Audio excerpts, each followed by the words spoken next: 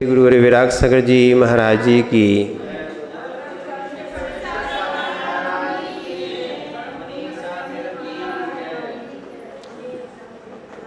भूचेतन आत्माओं,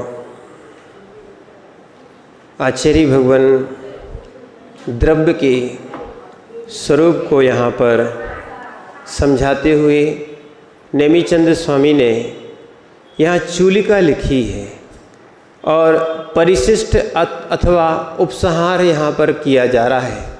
जितना अभी तक अपन ने पढ़ा है उसको उपसंहार रूप में, संक्षेप रूप में, जब भी कोई वक्तव्य दिया जाता है, प्रवचन दिया जाता है या कोई लेख लिखा जाता है, उसके लिए पहले उसमें 2-3 बातें आवश्यक होती हैं कि उसका पहले विषय निर्णय करना चाहिए, तभी उस लेख पर जीव लिख सकता है। उसकी प्रस्तावना क्या है, विषय क्या है, लाभ हानि क्या है, ये सब और विस्तार क्या है, उसके बाद उपसंहार भी लिखा जाता है। ये लेखन की और प्रवचन की एक शैली होती है। ऐसे ही आचार्य भगवान नेमिचंद स्वामी ने बृहद द्रव्य संग्रह में ये गाथाएं नहीं मिलेंगी। क्या है? बृहद द्रव्य संग्रह में ही ये बातें आपको मिलेंगी। द्रव्य संग्रह में इन गाथाओं का समावेश नहीं है। तो इसको अच्छे समझना कि जो विषय हमने किया है उसका उपसंहार भी किया जाता है। और जीवन में भी एक और ध्यान रखना, क्या है, कोई कार्य एक आधार से किया जाता है, और चाहे कोई अपनी शिक्षा भी जो ली जाती है, जिस भी ग्रंथ को अपन पढ़ते हैं उसको आचार्य महाराज लिखते भी हैं तो उसका भी उपसंहार करते हैं। अपन को समझना चाहिए, नहीं तो पूरा जीवन जो है ना अपन ने पूर्ण रूप से पढ़ भी नहीं पाया और संशय में निकल गया, तो क्या है, हम उस जीवन को, उस आनंद को समझ भी नहीं पाएंगे। तो इसीलिए ग्रंथ को आद्योपांत पढ़ना चाहिए, उसके भाव को समझना चाहिए, उस ग्रंथ में जो जो योग्यताएं हैं, क्या है, जो जो योग्यताएं हैं, वो कौन कौन सी योग्यताएं हमें उसके योग करना पड़ेंगी। उसके बाद, क्योंकि ग्रंथ आप लोग भी पढ़ रहे हो, यदि आपने आला पद्धति नहीं पढ़ी होती तो आज बृहद द्रव्य संग्रह में विशेष प्रवेश नहीं होता। क्या है, लोग सोचते हैं कि हम 2 दिन में विद्वान बन जाएंगे, यहाँ 20 साल हो गए हैं। क्या है, पारस भैया समझ रहे ना। इसीलिए और सबसे विरक्त रह के जो स्वाध्याय करता है उसके लिए ही ये विद्याएं आत्मसात होती हैं और अंतरंग में उतरती, आनंद आने लगता है। वही जीव निर्विकल्प हो सकता है, और जिसको जीवन भर विकल्प रहा वो क्या इस द्रव्य संग्रह को और स्व को समझ पाएगा। स्व को समझने के लिए भी बहुत बहुत बहुत पुरुषार्थ चाहिए। हम ये कह दें बहुत पुरुषार्थ क्या, बहुत भाव भी चाहिए। क्या है, स्वयं को समझने के लिए, अभी तो जीव पर को समझता है, यहाँ तो स्वयं को समझने के लिए बहुत भाव चाहिए, बहुत एकाग्रता चाहिए, बहुत समता चाहिए। तो इसीलिए यहाँ समझना है, जो आगम कहता है क्या हमारी सोच वहाँ तक है? क्यों बोल रहे हैं? इसलिए कहा गया है क्योंकि हमारी सोच, हम अपनी आप सोच को बहुत अच्छा मानते हैं, पर अब वो आगम से मिलती है तो सही है, क्योंकि वो प्रत्यक्ष और पूर्ण ज्ञानी थी। हमारा ज्ञान अभी पूर्ण ज्ञान नहीं है। क्या है, मनमानी करोगे तो जिनवाणी नहीं मिलेगी, जिनवाणी पढ़ोगे तो मनमानी नहीं हो सकती है।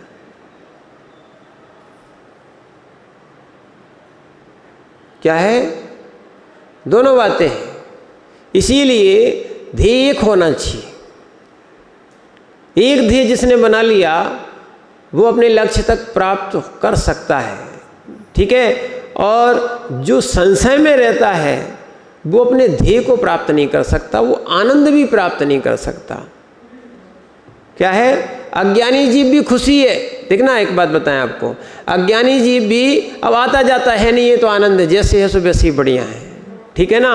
वो ज्ञानी जीव खुशी है कि हमें आता है और हम उसमें डूबे हुए हैं। पर वो संशय वाला जो बीच का व्यक्ति होता है वो एक उसको क्या है दिक्कत देता है। तो इसीलिए क्या है, एक निर्णय होना चाहिए और निर्णय के साथ समता आ जाती है।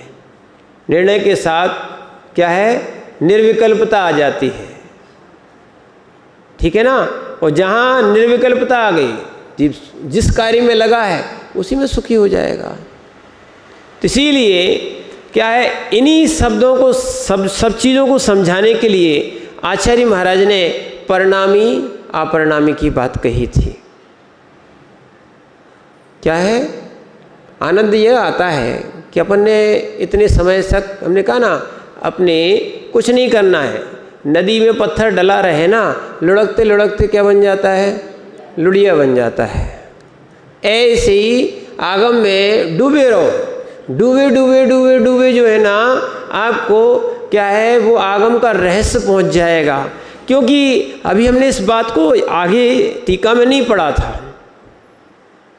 पर बात पूरी वही निकली। कल का विषय जो था ना, वो आज पूरी टीका में आ रहा। आनंद ये आता है बिना पढ़े जिसका व्याख्यान हुआ है, और वो व्याख्यान या वो शैली आचार्यों के द्वारा लिपिबद्ध हुई हो, तो ये लगता है कि हमारा जो सोच है, हमारा जो अध्ययन है, आज सही दिशा में चल रहा है। अहंकार नहीं, ठीक है ना, कि हमने ऐसा कहा हम ऐसा चल रहे हैं। बस इतना है कि हमारा सोच जो है ना और हमारी दिशा जो है वो सही चल रही है, ठीक है ना। तो इसीलिए यहाँ पर आचार्य महाराज उसी चीज़ को समझा रहे हैं। हम गाथार्थ को समझने का प्रयास करें। यहाँ गाथा का भावार्थ दिया है, पूर्वोक्त षड द्रव्यों में से परिणामी दो जीव हैं, जीव और पुद्गल, ठीक है ना। चेतन द्रव्य एक है। चेतन द्रव्य 6 द्रव्य में कितनी है, एक है। मूर्तिमान द्रव्य वो भी एक है। कैसा है मूर्तिमान? कैसा मूर्तिक? कैसा? तत्वार्थ सूत्र से बोलो। रूपिणः पुद्गलः, पुद्गल रूपी होता है, और जिसमें रूप रस गंध पाए जाते हैं, स्पर्श रस गंध वर्ण पाए जाते हैं, वो मूर्तिक होता है, ठीक। तो मूर्तिमान द्रव्य कौन? एक, ठीक है ना। फिर आगे वह सब देशम, प्रदेश सहित कौन कौन है, ये उपसंहार चल रहा है जो आपके पहले अपन ने पढ़ा था, ये उसका रिवीजन मान लो आप। तो यहाँ पर बता रहे हैं प्रदेश सहित कौन कौन से द्रव्य हैं, कौन कौन से हैं? जीव है, पुद्गल है, धर्म है, अधर्म है, आकाश है, काल भी है, काल नहीं है। इतनी चीज़ें अब क्या है, बिनौली हो गई ना, तो उसमें स्वाध्याय की भी बिनौली हो गई है। क्या है, वो विषय निकल गया है, उसको समझना था, अब अध्ययन ही करना है अब तो इसीलिए इस चीज़ को समझो। एक प्रदेशी को अपदेशी कहते हैं। एक प्रदेशी की यहाँ गिनती नहीं होती। पहले भी लोग, पुराने लोग जब वो कोई चीज़ देते भी थे तो एक को एक कहते नहीं थे। पहले को तो राम कह देते थे, फिर 2 3 नापते थे भी ना। तो वास्तविकता है ना ऐसा, पहले क्या बोलते थे? राम। नहीं, एक की गिनती ही नहीं है। क्या है, एक की वास्तविकता में गिनती नहीं होती। इसीलिए जो अनेक होगा वो प्रदेशवान, ठीक है ना। इसीलिए यहाँ पर प्रदेश में किनको लिया गया? जिनके बहुप्रदेशी हैं, एक प्रदेशी को नहीं लिया गया, 2 से बहु हो जाता है। ठीक, फिर इसके बाद एक संख्या वाला एक ही है, प्रदेश नहीं, अब प्रदेश का विषय निकल गया, संख्या एक ही है, द्रव्य 2 आदि नहीं है। वो कौन? धर्म, अधर्म और आकाश। ये 3 द्रव्य कैसे हैं? एक ही हैं, एक। कितने हैं? एक हैं। अब आगे बताते हैं, क्षेत्रवान एक आकाश द्रव्य है। क्षेत्रवान कौन है? एक आकाश द्रव्य ही है। और क्रिया सहित जीव और पुद्गल, ये 2 द्रव्य हैं। क्रियाएं किसमें होती हैं? जीव और पुद्गल में ही होती हैं। नित्य द्रव्य धर्म, अधर्म, आकाश और काल है, ये 4 है। क्या है? ये सब का व्याख्यान अभी पूरा फिर से आएगा टीका में। टीका का अर्थ होता है विश्लेषण। अभी आएगा, सारे प्रश्न आएंगे, चिंता नहीं करो। आचार्य महाराज इन सब का खुलासा करते हैं। क्या? नित्य द्रव्य, क्या बता रहे हैं? नित्य द्रव्य कौन कौन से हैं? धर्म, अधर्म, आकाश और काल, ये 4 हैं। कारण पुद्गल, धर्म, अधर्म, आकाश, ये काल, 5 हैं। कर्ता द्रव्य नहीं, कारण द्रव्य, ध्यान रखना, नया शब्द क्या है? नित्य द्रव्य 4, कारण द्रव्य 5, कर्ता द्रव्य 1 जीव मात्र है। क्या है? जीवन में जीव पूरा कर्तापने में निकल जाता है, मैं जगत का कर्ता हूँ। क्या है? बस इसी कर्तृत्व के कारण जीव का अज्ञान भरा हुआ है। क्या है? कर्ता दृष्टि, दुख दृष्टि, अकर्ता दृष्टि, सुख दृष्टि। प्रत्येक द्रव्य का परिणमन स्वतंत्र होता है। क्या होता है? प्रत्येक द्रव्य का परिणमन स्वतंत्र होता है। क्या है? जीव किसी का करता है क्या? नहीं है। वास्तविकता में देखा जाए जीव किसी का करता है क्या? पर एकांत से नहीं समझना, जीव स्वयं का करता है कि नहीं? जीव स्वयं का करता है कि नहीं? क्योंकि कर्ताधिकार ये निकल चुके हैं, सब ये अधिकार निकल चुके हैं। सुनाओ, जीव करता है कि नहीं? सुनाओ।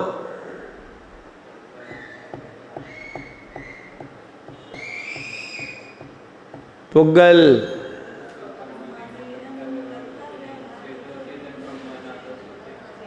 हाँ, व्यवहार से जीव पुग्गल कम्मादीडम कत्ता व्यवहार दुदुणी छेदो छीदण कम्माणादा शुद्धण्या शुद्ध भावाणम।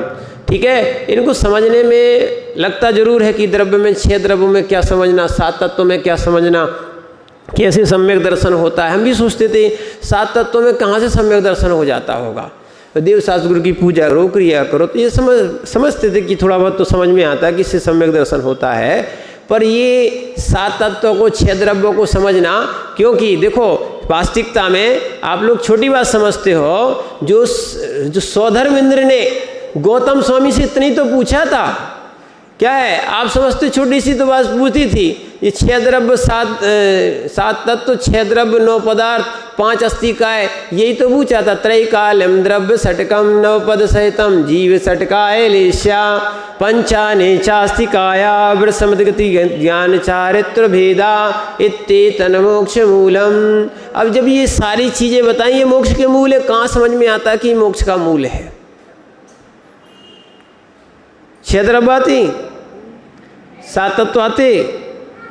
अब इनमें अगर लगाना नहीं आए, अच्छे समझ लो, बहुत अच्छा उदाहरण है ये। जिसको मान लो गाय मिल गई, गाय और जिसको लगाना नहीं आया तो क्या मिलेगा? दूध मिलेगा कि गोबर? छोटू भैया बताओ, तुमने तो खूब पाली है ना, क्या मिलेगा? है ना? नहीं तो थोड़े और पीछे बैठ जाओगे तो क्या मिलेंगी? क्या मिलेंगी? लाते और मिलेंगी। आगे जाकर जबरदस्ती बैठ गए तो सींग। समझना, ऐसी जिनवाणी तो मिल गई है। वास्तविकता में जीव को लगाना नहीं आ रहा है तो वो समझता है कि बताओ कछु में है ही नहीं, मैं गोबर ही गोबर निकल रहा है। गाय की बात बता रहे हैं। ऐसे ही क्या हो गया है, लगाना आ नहीं रहा है, ठीक है, नहीं तो उसमें सब 5 अमृत निकलते, उसको पंचामृत कहा जाता है। फिर क्या है? इसीलिए उसको कामधेनु कहा गया है। पर लगाना आना चाहिए, खिलाना भी आना चाहिए, नहीं तो तुम लगाते रहे, खिलाया कुछ नहीं तो सूख के क्या है? तो ऐसी इस आत्मा को भी कुछ खिलाना चाहिए और लगाना भी आना चाहिए। क्या है? स्वाध्याय दो, गहरा स्वाध्याय दो, आनंद दो। और जब तक समझ में नहीं आता है, एक और ध्यान रखना, जैसे बच्चा जब चल नहीं पाता है, देखो ये अहंकारी जीव हर जगह, जैसे कर्ता वाले जीव हर जगह दुखी रहते हैं, ऐसे अहंकारी जीव बहुत दुखी रहते हैं, अकेले घूमते रहेंगे ये, क्या है, और बहुत दुखी रहेंगे। इसीलिए समझना, जब तक बच्चे को चलते नहीं बनता है तो वो कभी बड़ों का सहारा लेता है, उंगली पकड़ के चलता है, गाड़ी पकड़ के कोई ना कोई चलता है, और जब चलना सीख जाता है तो अवलंबन छूट जाता है। ऐसी जब तक जिनवाणी को लगाते नहीं बने तब तक जैसा कहे वैसा लगाओगे तो सही मार्ग पे लग जाओगे। नहीं तो आपसे कहा जा रहा पूरब चलो और आप कहाँ चल रहे हो? पश्चिम। तो क्या होगा? क्या होगा? क्या होगा पारस भैया? क्या होगा? गलत जगह पहुंच जाओगे। और फिर मानता यही रहो हम सही है। मान्यता क्या रखोगे? हम सही है तो ठीक है, तुम सही बने रहो। कर्तव्य जीव को परेशान कर रहा है, कर्तव्य जीव को परेशान कर रहा है। मैं जगत का कर्ता, है ना। स्वाध्याय में देखना कितना विपर्यास चलता है, बुद्धि का, ज्ञान का कितना विपर्यास चलता है कि मैं इधर कहता हूँ संसार सार है और बस मंदिर के बाहर ही सार सार है।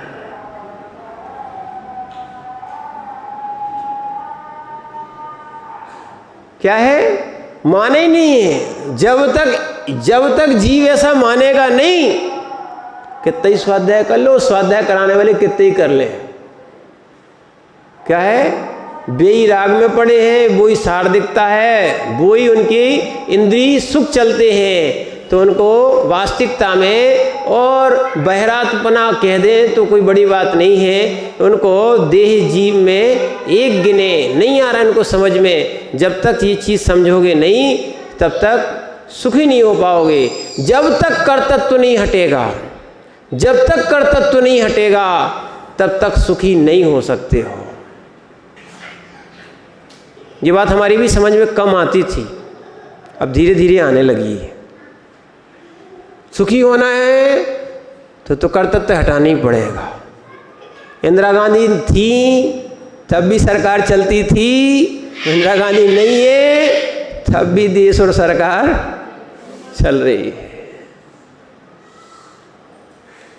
छोटे भैया बोलो, होता जगत, बोलो बोलो बोलो बोलो, होता जगत मैं करता, बोलो बोलो।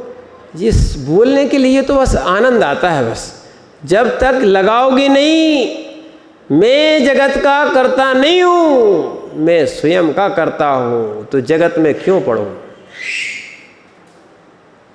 क्या है? इसीलिए ये कर्तव्य दृष्टि दुखी दृष्टि। बस मैं स्वयं व्यवहार से करता हूँ। क्या बोल रहे हैं? पुद्गल कर्मादीडम, पुद्गल कर्मों का कर्ता। इसी ग्रंथ में आप पढ़ चुके हो, पुद्गल कर्मों का कर्ता कौन? जीव व्यवहारने से है, अशुद्ध निश्चयने से रागादि का कर्ता, और शुद्ध निश्चयने से किसी का कर्ता नहीं, मात्र शुद्ध भावों का कर्ता।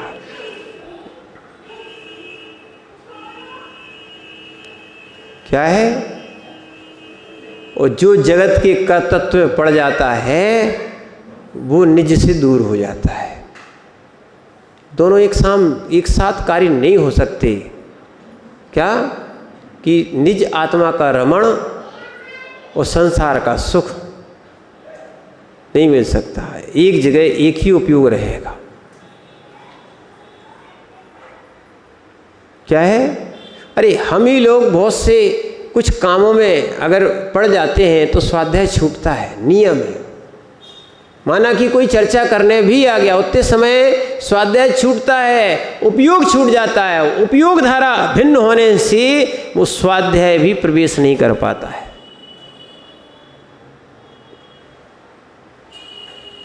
जो पढ़ाई करते हैं या पुस्तक लेके जो घूम रहे हैं, ये पढ़ाई थोड़ी होती है। जितना उपयोग तुम्हारी पुस्तक में लगा है, जितनी देर मन लगा है, उतनी पढ़ाई है। क्या है? और उसके बाद लोग पढ़ने वालों को भी चिंतन करना चाहिए। सामायिक इसीलिए दी है, आनंद भी है और शांति भी है, उसका चिंतन करो। विषय इतना पक्का हो जाता है, इतना पक्का हो जाता है, तत्वार सूत्र ज़्यादा से ज़्यादा 5 मिनट में एक एक अध्याय, 5-5 मिनट लगेंगे, एक एक अध्याय पूरा रिवीजन हो जाएगा आपका। बस बैठ जाओ आप, तत्वार सूत्र आरणमुकार मैंने बता रहे आपको ध्यान करने की बात, कि जब आपका फिर आपको समझ में आएगा। ऐसे ही बहुत से विषय फिर लगाना आ जाते हैं, फिर ये सब चीज़ें समझ में आने लगती हैं। पर मैं जगत का कर्ता बना हुआ हूँ, इसीलिए मैं परेशान रहता हूँ। कर्तृत्व कौन है? मात्र एक जीव द्रव्य। किसमें कर्तृत्व बना? जीव द्रव्य में। और जब तक जीव में कर्तृत्व नहीं अलग होगा तो क्या होगा? समझो, जब तक कर्तृत्व नहीं हटेगा पूरी पर्याय निकल जाएंगी। मनुष्य पर्याय, सुंदर पर्याय, संयम पर्याय सब निकल जाएगी। जीव कर्तृत्व में लगा रहेगा। जो कर्तृत्व माने कर्तापना होना चाहिए था, है ना, वो मिला नहीं, और जिसको लगे हैं उससे कुछ मिला नहीं।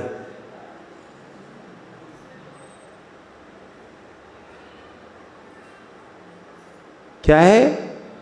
इसीलिए ध्यान रखना, समाज या जो व्यवस्था बनी है श्रवण की, पूरी व्यवस्था श्रावक बनाते हैं कि ये योगी या ये श्रवण जो मोक्ष मार्ग में श्रम कर रहे हैं, इसलिए उनको श्रवण कहा जाता है। कि ये अगर जगत के क्या है बनाने में लग गए तो भगवान नहीं बन पाएंगे, निज में नहीं पहुंच पाएंगे। समझो, क्योंकि उपयोग एक ही जगह लगता है। क्या लगता है? उपयोग एक ही जगह लगता है। इसीलिए जब बनने आए हो तो बनो, है ना। तो इसीलिए कर्तृत्व, जगत का कर्तृत्व छोड़ दो। हम लोग भी सोचते थे, यही धारणा थी। जैसे आपको बता दें, जो मंदिर नहीं आते थे वो बहुत डरते थे पहले। प्रैक्टिकल देख लो, बहुत डरते थे। जैसे जैसे मंदिर आने लगे, अब उनका मंदिर में मन लगने लगा। है कि नहीं? है कि नहीं? क्या है? शांति यही मिलती है, आनंद यही आने लगता है। अब ध्यान रखना, अब आपकी पूरी पुरानी धारणा देखना, जो आपकी असंयम अवस्था की थी, अब समझ में आ गया। कोई सार नहीं मिलता। हम लोग भी देखते, बहुत सारे लोग बसते रहते, नाचते रहते, क्या होगा? थक जाएंगे, खा पी के सो जाएंगे, और क्या होगा? 2-3 दिन लगता है, फिर उसके बाद सब छोड़ देते लोग। ऐसे ही ये कर्तृत्व में जो जो जी रहे हैं सब दुखी रहेंगे, अपना समय पूरा बर्बाद करते रहते हैं। इसीलिए कर्तृत्व जो जो छोड़ देता है, मात्र निज का ही कर्तृत्व ध्यान में रहता है, ठीक है ना। मात्र अगर व्यवहार है तो उपचार मान के चलो कि हाँ व्यवहार से हम कर्तृत्व, सम्यक दृष्टि भी यही करता है, ठीक है, संयोग है, संयोग है, संयोग स्वभाव नहीं है, तो ऐसे नहीं तो वो बेचारा जीव दुखी रहेगा। और जो सम्यक दृष्टि हो गया है और जिसकी सोच हो गई है अकर्तृत्व की, वो आनंद में रहना शुरू कर देता है। पर बस कहना नहीं कि हम करता नहीं है, जगत की टेंशन लिए बैठे हैं, जगत की व्यवस्था लिए बैठे, हमारे बिना तो कुछ होता ही नहीं है। क्या है? जगत की व्यवस्था हम लिए बैठे हैं कि हमारे बिना कुछ होगा नहीं, पर जगत में सब कुछ सबके बिना होता है। क्या कर सकते हैं? एक ही करता है। 6 द्रव्यों में से ये कह रहे हैं, सोचो, अब कह रहे थे क्या सार मिलता है ना, बस लगाना नहीं आता तो गोबर मिलेगा, और क्या मिलेगा? मलमूत्र के अलावा मिलेगा क्या? क्या है? लगाना नहीं आता। अब सोचो, ये करता कौन? ये जगत का करता। अरे जगत का करता ब्रह्मा भी नहीं है, तुम क्या हो? जगत का करता कोई नहीं है। अगर जगत का कर्ता ब्रह्मा है तो ब्रह्मा का कर्ता कौन?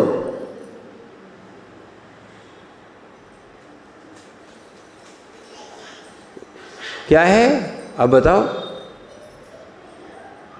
प्रश्न खड़ा हो जाएगा। अकर्तृत्व तो स्वीकार करना ही पड़ेगा। क्या है? अकर्तृत्व तो स्वीकार करना ही पड़ेगा।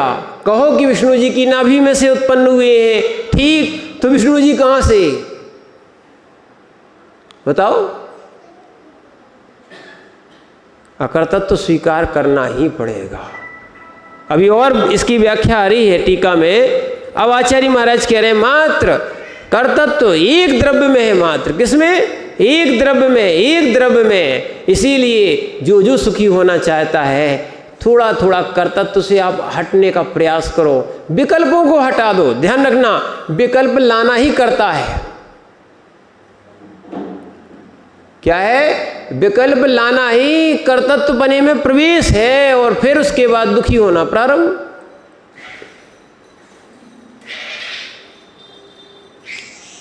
इसीलिए अब आके बताते हैं सर्वगत। क्या बताया? सर्वगत, सर में व्यापने वाला द्रव्य। सर्वगत द्रव्य कौन? एक आकाश, सभी जगह है। क्या है? कई जगह तो ध्यान रखना, एक आकाश। और एक और, कई लोग तो इसी कारण दीक्षा नहीं लेते। क्या? कई लोग तो इसी कारण दीक्षा नहीं लेते कि महाराज सबने दीक्षा ले ली तो आहार कौन कराएगा? क्यों पारस इसी चक्कर में दीक्षा नहीं ले रहे? क्या छोटू आ गया, करा देगा वो? क्या बोल रहे? क्या है? समझ रहे ना आप बात को? इसीलिए ये भी कर्तव्य बांध के नहीं बैठना। जिसने देखना, जिस जीव ने आगे बढ़े हैं, बहुत लोग बैठे हैं। क्या है? ऐसी ऐसी वर्तमान में व्यवस्थाएं और संस्थाएं भी बन गई हैं, हम लोग बैठे ही रहते हैं। ऐसे ऐसे पत्र आते हैं, यहाँ तक कि दिगंबर भी ठीक, श्वेतांबरों तक के ऐसी ऐसी संस्थाएं हैं। हम लोग 2009 से देख रहे हैं, बराबर एक पत्र आता है। क्या है? एक पत्र आता है कि महाराज साहब सेवा करने का, वैयवृत्ति करने का अवसर दीजिए, हम आपकी वैयवृत्ति करके धन्य हो जाएंगे। और उसके साथ में एक लिफाफा में एक कार्ड भी रहता है कि आपको श्रावक से कार्ड की आवश्यकता भी नहीं है, आप जो जो आवश्यकता है श्रावक से लिखा कि मात्र पोस्ट करा दें, और हम लोग आपको उचित स्थान पर उचित समय तक वहाँ तक पहुँचा देंगे। ली नहीं? हमने भी कहा कि एक बार उनको आशीर्वाद भेज दो कि आप बहुत अच्छा करते। जिनके पास नहीं हो ठीक है, उनके पास व्यवस्था करें, पर अपने लिए तो समाज कर ही देती है।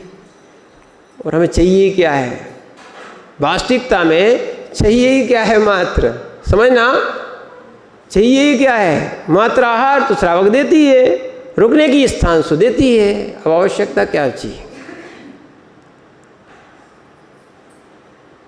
क्या है, कटोरा आई गया है, कपड़े आई गए, क्या है, बहुत सारे लोग बैठे रहते हैं, सारी व्यवस्थाओं के लिए हो जाता है चिंता बहुत सारी लोगों की रहती है। ठीक है, ये विशुद्ध सागर जी भी समझाते थे, एक बार एक कहानी सुनाते थे। एक व्यक्ति था, बड़ा कंजूस था, ठीक है ना, बड़ी कर्तत्व में रहता था। सो उसके लिए एक व्यक्ति ने क्या है, चप्पलें भेंटे करी, सुंदर सुंदर चप्पल या जूते भेंट किए। अब वो सोचे कि पहनेंगे तो घुर जाएंगे, पहनेंगे तो घुर जाएंगे, पहनेंगे तो घुर जाएंगे। सो वो दिन भर हाथ में लिए घूमता रहता था। ठीक है, तो बस लोग देख के उपहास करते थे। क्या करते थे, लोग देख के उपहास करते कि बताओ जिसके पास ये माने अच्छी सुंदर चप्पलें मिली हुई हैं, जूते मिले हुए हैं, चरण पादुकाएं मिली हुई हैं, कैसा मूर्ख व्यक्ति है कि उपयोग नहीं कर रहा है।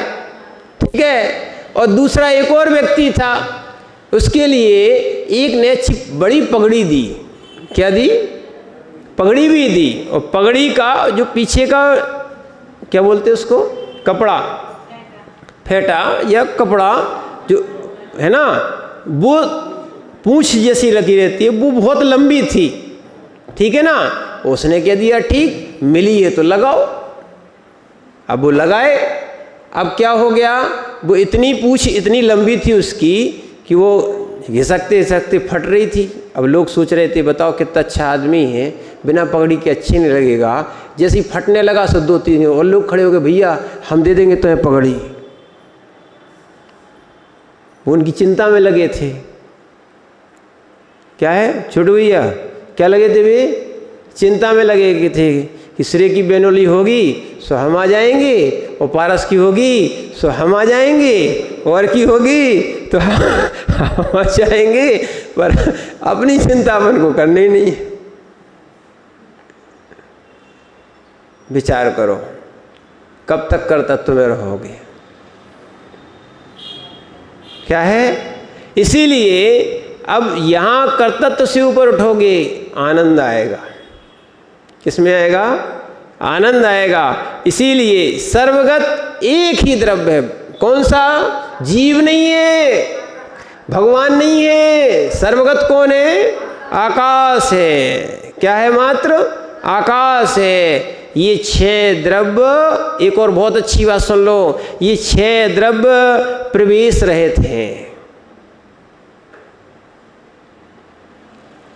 सारे लोक में रहते हैं, सारे लोक में रहते हैं, लोकाकाश में रहते हैं।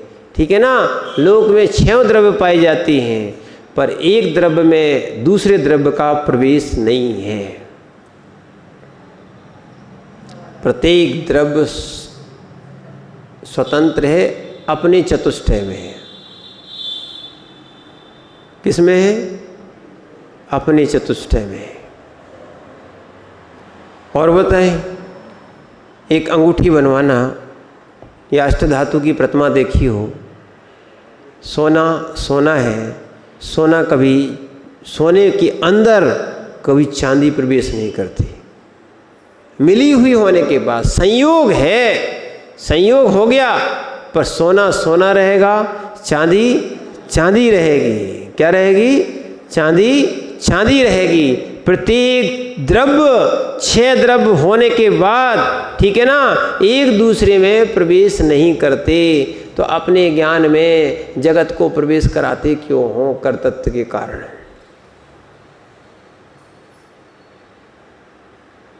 क्या है, इसीलिए अर्थात एक दूसरे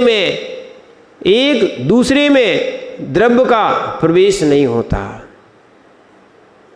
की जगह पर एक दूसरे में अरे सबका स्वभाव भिन्न भिन्न है कि नहीं, सबकी आत्मा भिन्न भिन्न है कि नहीं,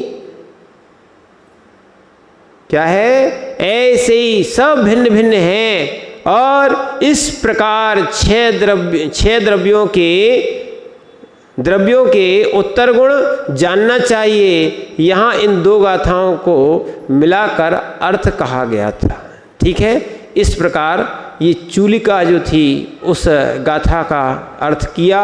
अब इसका अपन व्याख्यान आगे, टीका आगे पढ़ेंगे और समझेंगे कि इनको क्या विशेषता को लेकर आचार्य महाराज ने समझाया था, और वो चीज़ें अपन को समझ में आएंगी। और उनको समझने के साथ हम परद्रव्यों से कैसे भिन्न हो सकते हैं। जब द्रव्य भिन्न भिन्न है ही तो हम उसको अभिन्न क्यों माने, क्या है, ये बातें हमें समझ में आएंगी तो कल्याण होगा। ओम नमः सिद्धेभ्यः।